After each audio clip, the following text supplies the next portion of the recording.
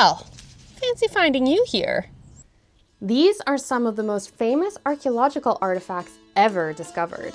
A gold funerary mask from Mycenaean, helmets made of boar's tusks found in the graves of ancient warriors, a treasure fit for the most beautiful woman in history, tablets that mention a conflict over an ancient city on the coast of Anatolia, and a vase depicting scenes from the fall of a city. Together, these discoveries are all connected to the world and events that inspired Homer's epic poems of the Iliad and the Odyssey. A few of them have even been proclaimed incorrectly as evidence that the Trojan War actually happened. What do they actually tell us about the Bronze Age Greeks and Trojans? What are their stories? How do they support or challenge that these events happened? Join me and my friend Dig It with Raven as we explore 10 Homeric discoveries from the ancient world, investigating the archaeological objects and sites that may connect us directly to the ancient world of Achilles, Helen, Agamemnon, and Odysseus. Don't forget to check out the video on Raven's channel that we've also made about whether or not the Trojan War actually happened. Let's dig in. The Mask of Agamemnon is one of the most famous gold artifacts from the Greek Bronze Age, and I would say from Greek history in general. It's made out of a single thick gold sheet heated and hammered against a wooden background with the details later on incised onto it with a sharp tool. It was found atop a burial in a shaft grave at the site of Mycenae in 1876 by German, capital A amateur, archaeologist Heinrich Schliemann, whose entire archaeological ambition was to find proof that the Iliad and the Odyssey actually happened. He'd already found and excavated Troy, and his goal at Mycenae was to then find the grave of Agamemnon. Upon excavating multiple shaft graves within Grave Circle A, all filled with precious gold objects and other treasure, including 4 other gold masks, Schliemann sent a telegram to the King of Greece saying, "With great joy, I announce to your majesty that I have discovered the tombs which the tradition proclaimed by Pausanias indicates to be the graves of Agamemnon, Cassandra, Eurymedon, and their companions, and all slain at a banquet by Clytemnestra and her lover, Aegisthus." There is also a popular story that he sent another message to a Greek paper saying he'd gazed into the eyes of Agamemnon. However, he never actually identified this specific mask as Agamemnon's when he first found it, but since it was the finest of the specimens, it became associated with the hero later.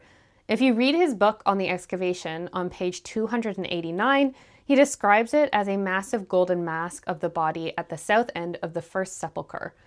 It's actually incredibly unclear which masks he's talking about when in his book. I mean, this could have also been the face of Agamemnon as well, going by his logic, because there is actually nothing to support that this was Agamemnon in the grave.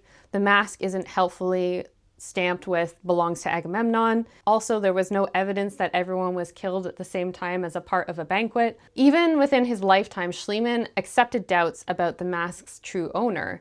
But his tendency to exaggerate and embellish the truth has also led to claims that the mask is a forgery that he planted at the site, although most archaeologists accept that it's genuine. Later examination of this mask and the tombs at Grave Circle A have revealed to us that they actually predate the Trojan War by about 300 years or more. Nevertheless, it is an exquisite example of the early embossing technique and likely belonged to a warrior king or someone of extreme wealth and importance in early Mycenaean culture. Interestingly, death masks like the one found at Mycenae have not been found at any other site from the Mycenaean world. Yet. So, it is entirely possible that Agamemnon's true death mask is still out there, waiting for archaeologists to find it.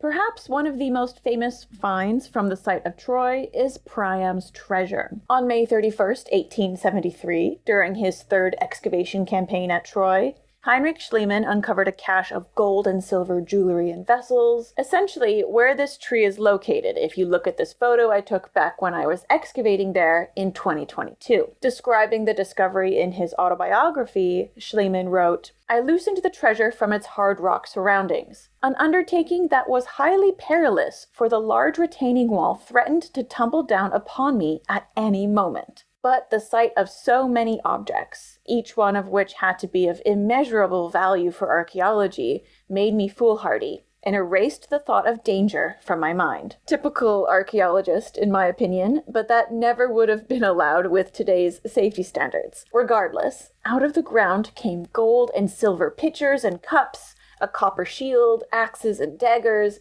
and, inside a silver vase, 2 golden diadems, over 8,000 gold rings, 6 gold bracelets, and 2 gold goblets, among other things. Schliemann called this find Priam's treasure, christening the diadems the jewels of Helen. The discovery was so great and so exciting that he began promoting it publicly even before the excavation season was finished. Now, I've already done a full-length video on this treasure and all of the political intrigue and mystery surrounding it, but to give you the long and short of it, Schliemann, not wanting to hand over such a famous find to the Anatolian authorities, smuggled it out of the country and back to Germany. And no one knew until his wife Sophia was seen wearing Helen of Troy's golden diadem and necklaces out in public. The Ottomans were, of course, rightly upset about the whole ordeal and arrested Amin Effendi, the official who was assigned to watch over the excavation. The government then revoked Schliemann's permission to dig and even sued him for their share of the gold. Schliemann did eventually trade some of the treasure with the Ottoman government in exchange for permission to dig at Troy again, and you can see it in the Istanbul Archaeology Museum today. The rest of Priam's gold was acquired by the Royal Museums of Berlin in 1881, and it stayed there until it was handed over to the Soviet Art Committee after World War II. The treasure was then flown to Moscow, where for decades the Soviet government denied any knowledge of where Priam's treasure ended up. It wasn't until 1994 that the Pushkin Museum finally admitted to possessing the artifacts, and that is where they remain today. All that being said, there have been some doubts raised about the authenticity of Priam's treasure and the story of its discovery. Firstly, the layers of Troy in which the cache was found dates to much earlier than the alleged date of the Trojan War and when King Priam would have lived. Secondly, it's rather likely that the treasure as a whole is a composite of multiple finds across the site, rather than one large hoard. It's known that Schliemann exaggerated and falsified his initial description of the whole discovery, so we may never know the complete truth. A lack of written evidence from Troy itself means that we have to search further afield for contemporary written evidence. This brings us to the archives of Hattusha, the capital of the Hittite Empire, which was a major power in Anatolia during the time that the Trojan War might have happened. Over 30,000 cuneiform tablets and fragments have been recovered from Hattusha and other Hittite sites, and a few of them suggest a link between the Hittites and a city called Wilusa, which we think is the Hittite name for Ilion/Ilias, which is another name that Homer used for Troy, hence the title The Iliad, which means the poem about Ilios. Both names are used interchangeably to refer to the ancient city. This tablet from Bogazkoy, dating to 1280 BCE, speaks of a political alliance between the Hittites and Alexandru, aka Alexandros, the ruler of Wilusa. Alexandros was the birth name of Paris, the son of King Priam and the abductor of Helen in the Iliad. However, this Alexandru lived at least 50 years before the historical period that we tend to associate with the Trojan War. Additionally, one of the 3 gods guaranteeing the terms of the treaty on the side of Alexandru is the storm god of the army, Apollonius, who is usually equated to Apollo, who is portrayed in the Iliad as the divine champion or chief god of the Trojans. Then there is the Tawagalawa letter from 1250 BCE, where the Hittite king refers to former hostilities between the Hittites and the Ahiawans over Wilusa, which had now been resolved amicably. The similarity of the word Ahiawa to Achaia, one of the names Homer uses to refer to what we now call Greece, has led scholars to think that the Ahiawans and the Mycenaeans are one and the same.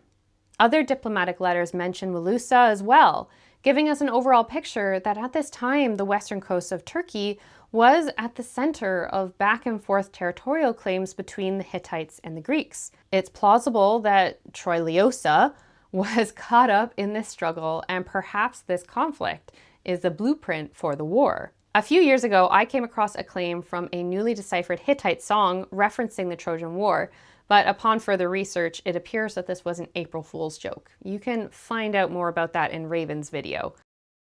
The only evidence that we have of Bronze Age writing at the site of Troy is this tiny bronze seal with Anatolian hieroglyphs used to write the Luwian language on it. It was found in layer Troy 7b1 and is inscribed with the name of a woman on one side and a name of a man who worked as a scribe on the other. While it doesn't have the name of Wilusa on it, this seal is important to our potential identification of the site of Troy being Wilusa and somewhat connected to both the Hittites and the Trojan legend. The seal is very small and portable, so it could be likely that it was brought to Troy from somewhere else and then it was just dropped and abandoned at the site. And while it doesn't confirm that everyone at Troy would have spoken Luwian, its presence indicates that there is at least a chance that some portion of the population did. What's even more puzzling about this find is that by the time of Troy 7b1, palace bureaucracies had largely disappeared, meaning there wasn't much official documentation on things, so seals weren't required as much anymore. It's possible that it was brought to the site by a freelance scribe, or maybe even the woman who's named on it,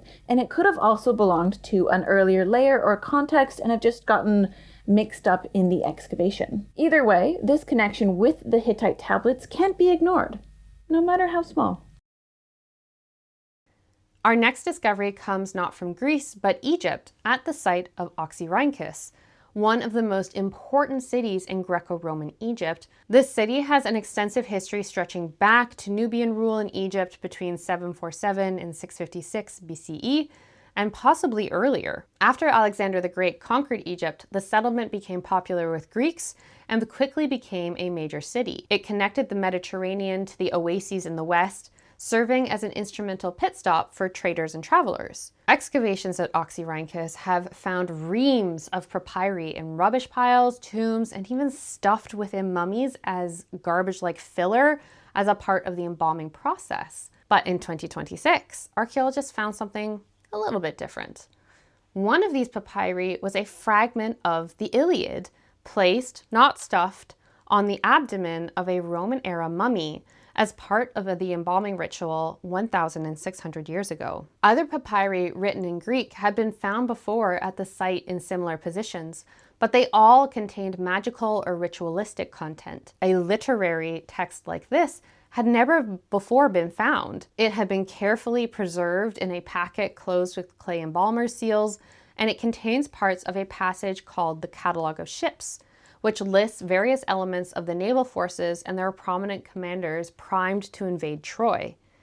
This may seem rather repetitive to me and you, but for the ancient Greeks, this was a highly valued part of epic poetry, as it connected them to a shared mythical origin and a common Greek identity. Initially, the researchers thought the Iliad Papyrus was effectively scrap paper that was used to stuff the mummy, but since it appears to have been folded, sealed, and placed on top rather than inside, something which has been rather inconsistently reported across the wider news. Like, I even originally reported that it was inside the stomach, but apparently it wasn't. This actually changes our interpretation of it significantly. What was it used for? Ritual use is obviously always a possibility, but what do you think another use of it might be? I like to think that it was this person's favorite book, or perhaps they had a special link to one of the ships that was listed. When we think of ancient helmets, the first that come to mind are usually made of metal. This one is plastic, it's just an example. Sometimes they have a visor or some other movable part, and if we're being fancy, they have a plume or a hackle decorating the top. But if we want to be more historically accurate in imagining what the great heroes like Achilles or Odysseus would have actually been wearing in Bronze Age Greece, look no further than the Mycenaean boar's tusk helmets. While it may not be the most attractive looking helmet, though my opinion is that Brad Pitt could totally have pulled it off, helmets made from the ivory of boar's tusks were used in the Mycenaean period from around the 18th or 17th centuries BCE up until the 10th century BCE. We've found remnants of these helmets in contexts like shaft graves, and they were made by attaching rows of slivers of boar tusk to a leather base that was padded with felt. What adds even more authenticity to these kinds of helmets being worn by Greek heroes like Odysseus is that we have mention of them in the Iliad. In Book 10, it says, Meriones gave Odysseus a bow, a quiver, and a sword, and put a cleverly made leather helmet on his head. On the inside, there was a strong lining of interwoven straps, onto which a felt cap had been sewn in. The outside was cleverly adorned all around with rows of white tusks from a shiny toothed boar, the tusks running in alternate directions in each row. It's literally right in the text, but Hollywood constantly refuses to be biblically accurate when it comes to these helmets. Like, I get it, but I also just want one instance where they try it out and see how it looks. I think it would go over rather well, and we would educate the masses at the same time. Although these helmets wouldn't have provided as much protection to their metal counterparts, it's believed that they may have been worn by some leaders as a status symbol or for means of identification. This makes some sense, as Homer specifies that the helmet given to Odysseus was an heirloom that had been passed down through the generations, hinting at its value. And I wouldn't be surprised if these were extremely valuable and expensive in the ancient world, because it took anywhere from 40 to 140 ivory plates to cover an entire helmet. And it's estimated that 40 to 50 boars would have had to be killed to get that much ivory, just for one.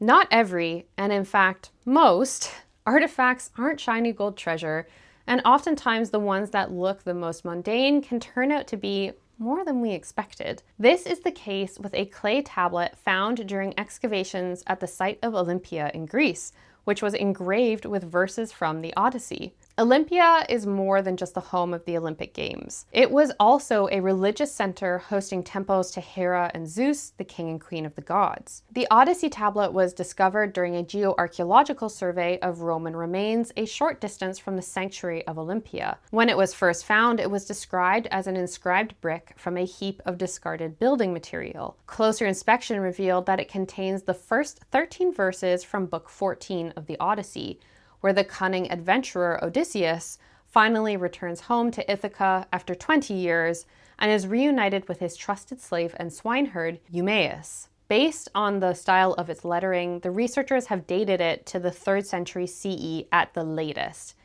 It's of enormous significance because even though it's so late, relatively speaking, that makes it the oldest written extract of the Homeric epic known to survive to modern day. What the item was originally used for remains a mystery, but it's worth noting that clay tablets like this were a common writing medium in the Greco-Roman world. Given the location where it was found, it might have been intended as an offering to the gods and then later was reused for construction building material.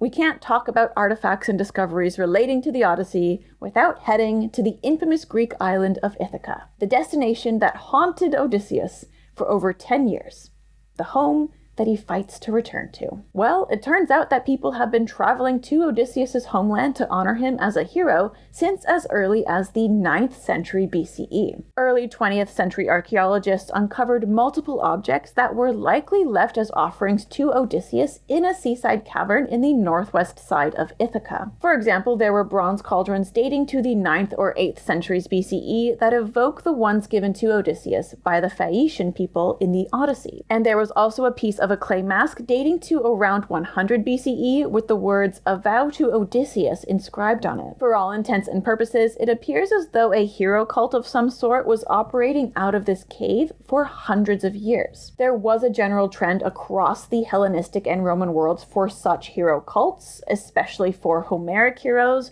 so of course it would make sense that one would crop up on Odysseus' home island of Ithaca. In 2025, archaeologists from the University of Ioannina, reassessing some finds from the School of Homer, also known as Agios Athanasios in northern Ithaca, identified what is now widely believed to be a sanctuary of Odysseus himself. The site is a monumental complex, and researchers identified an incised dedication stating "to Odysseus," and 2 stamps with "of Odysseus" on roof tiles dating to the late Hellenistic period. Alongside these tiles, there was also a small bronze bust of Odysseus from the Roman period, 34 fragments of clay votives, loom weights, gold and bronze jewelry, and over 100 coins originating from multiple city-states. This was a significant religious site for over 1,000 years, from the 3rd century BCE to the 2nd century CE, and archaeologists are now stating that these finds are conclusive evidence that the school of Homer was a shrine to the hero cult of Odysseus, known as the Odysseon. Both locals and pilgrims from all over the ancient Mediterranean came to this Odysseon, and a discovery like this brings us even closer to the ancient public reception of Homer's epic myths. It also gives us more insight into the importance of Odysseus as a myth, a person, and a deity-like figure. Ancient Greeks didn't question whether or not the Trojan War actually happened exactly as Homer described it, and the archaeological record is full of later objects that reference the epic poems, but interestingly, depictions of one of the story's main centerpieces, the wooden horse, are uncommon. In fact, Homer doesn't even detail its construction in the Iliad. Instead, he only mentions it in the Odyssey. The rarity of Trojan horse images is part of what makes the Mykonos vase such an interesting artifact. Despite the name, it's not actually a vase. It's a pithos, a storage vessel. In this case, it was found with human remains inside of it. Measuring in at 1.34 meters tall, like that's almost as tall as me. It was found in 1961 on the island of Mykonos. It dates to the Archaic period around 670 BCE, so roughly 500 years post-Trojan War and within maybe about 100 years or so of the composing of the actual poems. Its design is divided into distinct segments, with the neck featuring the wooden horse as a wheeled gigantic statue. Small windows or portholes reveal the faces of warriors inside, some of which are handing weapons to other warriors outside the horse. These warriors are all equipped with gear typical for the period, round shields as well as helmets and spears. They are also equipped with swords that can almost certainly be identified as a type of blade that was common in Greece at this time. The main body of the pithos has 3 rows of poised figures in scenes that all appear to relate to the fall of Troy, with an emphasis on the defeated women and children that are suffering at the hands of the conquerors. The scenes don't show a single Trojan soldier. Instead, the artist shows the battle as one against the defenseless inhabitants of the city. This scene in the 2nd row features a veiled woman who is probably meant to be Helen, as Homer frequently describes her as wearing a bright, shining white linen veil, which symbolically marks her as a respectable, cloaked woman of high social status. The bottom of the vessel has been left blank. What makes the Mykonos vase unique is its perspective. It steps away from glorifying the war to focus on the victims. For scholars, this aesthetic choice is a statement of intent. One author thinks that this object was displayed in a wealthy home or public space to remind the ruling elite of the dire consequences of failing to adequately protect their city. This doesn't explain how it came then to be used as a burial urn, but these unanswered questions don't diminish the importance of this vessel as one of the earliest surviving images of a myth that would become one of the most well-known stories in history. These objects might not look very Odyssey or Homeric-like, but this is a Telemachus tie-in and one of the most interesting potential Odyssey-related objects. These are Linear B tablets from the site of Pylos. In Book 3 of the Odyssey, Odysseus' son Telemachus ventures to the kingdom of Pylos on mainland Greece, where he plans to seek the guidance of King Nestor. As his boat approaches the shore, Telemachus is greeted by the sight of a crowd of 4,500 people who are participating in sacrificing 81 bulls to the god Poseidon. That's a lot of bulls and a lot of people. Now, scholars have taken this section of the story and believe that a reference to it is recorded on 13 of the 1,200 Linear B clay tablets that were found in an archive room at the Palace of Pylos. The tablets contain an inventory of chairs, knives, altars, and large tables that were used during a mass sacrifice. If you aren't convinced by that, the tablets were also discovered near a cache of burned cattle bones belonging to up to 19 separate animals that were around 5 years old when they died. 5 is mentioned repeatedly in Homeric epics as the ideal age for sacrificing bulls. Of course, the sacrifice mentioned in these tablets is not the exact one that Telemachus witnessed. The tablets state that all the listed equipment was used to celebrate either the political appointment or the funeral of a man named Augeas. Scholars believe that this official might have been the inspiration for King Augeas, whom Nestor mentions in the Iliad. This sort of evidence lends credence to the theory that many real-life people could have served as inspiration for the legendary characters of the Homeric epics. Furthermore, it's possible that a momentous sacrifice such as this one for Augeas was an ancient tradition that was woven into the story. All right, everyone, time to pack up our discoveries and hang up our shovels. That's everything for this video. Did you like it? Which discovery was your favorite? Don't forget to comment, like the video, and subscribe to both of our channels before you leave. If you are feeling extra generous, you can give me a super thanks on YouTube or go to my Ko-fi page and give me a donation there. If you like the look of my bookshelves, or perhaps you're curious about what titles are on it, I have an Amazon storefront where I've listed everything. And also I have a Redbubble shop where I've made some archaeology themed merch that you can put on a wide variety of stickers, t-shirts, hats, etc. Every watch, like, subscribe, and click helps both of our channels connect you directly to the sources of these exciting archaeological news and discoveries. And it really shows the algorithm that you are interested in learning about real archaeology. Thank you so much for watching. Stay curious, and I hope to see you on my next adventure inside archaeology.